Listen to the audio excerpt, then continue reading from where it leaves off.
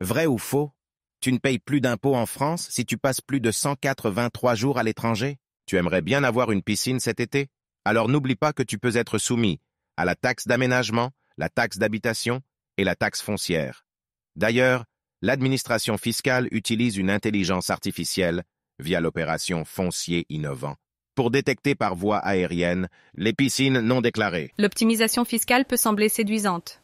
Trouver le parfait montage pour ne plus payer d'impôts, déplacer son bénéfice à l'étranger, créer des sociétés offshore. Mais as-tu pensé à l'abus de droit fiscal? Au fait que l'administration fiscale peut remettre en cause ton montage. S'il est abus exclusivement fiscal, voire abus principalement fiscal. N'oublie pas non plus les clauses anti-abus qui existent, en droit interne, dans les conventions fiscales. L'administration fiscale lutte contre les montages artificiels et sans substance économique.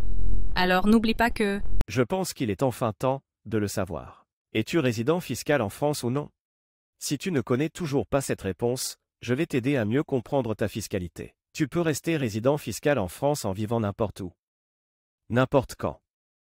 Et même quand tu ne t'y attends le moins. Tu es résident fiscal en France si tu y as ton foyer, ton activité professionnelle principale, ou le centre de tes intérêts économiques.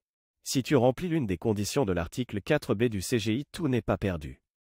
Regarde dans ta convention fiscale comment déterminer ta résidence fiscale unique.